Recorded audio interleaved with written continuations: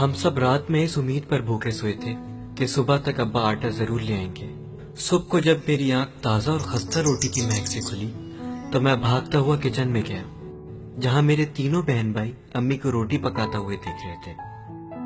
میرے والد کو ایڈوانس تنخواہ نہیں مل سکی تھی، سو ہمسایوں سے بس اتنا ہی آٹا مل سکا کہ ایک روٹی پک سکے، کھانے والے زیادہ اور روٹی صرف ایک۔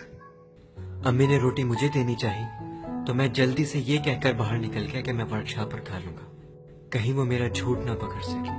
ابا کی قلیل تنخواہ میں سے بمشکل دادی کی دوائی اور گھر کے خرچے پورے ہوتے تھے۔ ورک شاپ میں موٹر سائیکل اور گاڑیاں ٹھیک کرنا سیکھ رہا ہوں۔ ابھی میں صرف 14 سال کا ہی ہوں، اس لیے زیادہ تر میں اوزار پکڑ کر مکینک کے ساتھ کھڑا رہتا ہوں۔ گرمی اپنے عروج پر ہے اور خالی پیٹ میری ہمت جواب دیتی جا رہی ہے۔ پیٹ میں عجیب سی گڑگڑ ہو رہی ہے اور مجھے ڈر ہے کہ کہیں دوسرے لڑکے اسے سن نہ لیں۔ کھانے کے ٹائم سب نے 10-10 روپے ملا کر کھانا منگوا کر کھا لیا۔ میرے پاس کوئی پیسے نہیں تھے، سو میں بیٹھا دوسری طرف دیکھتا رہا۔ شام کے وقت آئس کریم والا گزرا تو بچوں نے اسے گھیر لیا۔ اس نے مسکراتے ہوئے سب بچوں کو آئس کریم دینی شروع کر دی۔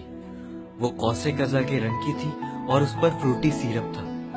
میں سوچتا رہا کہ اس کا ذائقہ کیسا ہوتا ہوگا، کبھی کھائی ہوتی تو مجھے بھی پتا ہوتا نا۔ اسی دوران ایک بچہ زمین پر پھسلا اور اس کی آئس کریم زمین پر گر گئی۔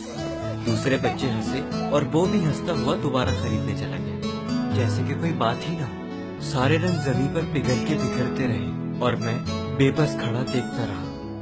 سورج غروب ہو چکا ہے، گھر جانے کی خوشی تو ہے مگر مجھے اپنے بھوکے خاندان کی فکر بھی ہے۔ تنخواہ ملنے میں ابھی 5 دن ہے اور تب تک میں ان کے لیے کچھ بھی نہیں کر سکتا۔ مارکیٹ سے گزرتے ہوئے کچھ لوگوں کو ہوٹل سے باہر آتے دیکھا۔ ایک ویٹر پچھلے دروازے سے باہر آیا اور ڈسٹ بن میں بچا کچا کھانا پھینک گیا۔ کھانا دیکھ کر میں وہیں رک گیا۔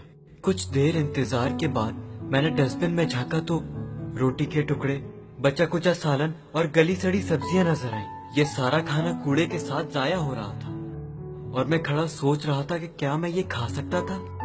مجھے اپنے خاندان کا خیال آیا جو ایک وقت کے کھانے کے منتظر تھے۔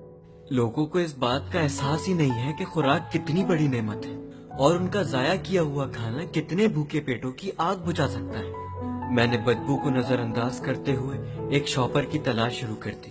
اچانک کسی نے میرے کندھے پر ہاتھ رکھا۔ ایک ہم عمر لڑکا کھڑا مجھے دیکھ رہا تھا۔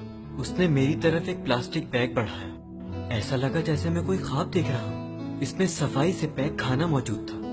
اپنے آنسو پوچھتے ہوئے میں نے اس کا شکریہ ادا کیا اور گھر کی طرف بھاگنا شروع کر دیا۔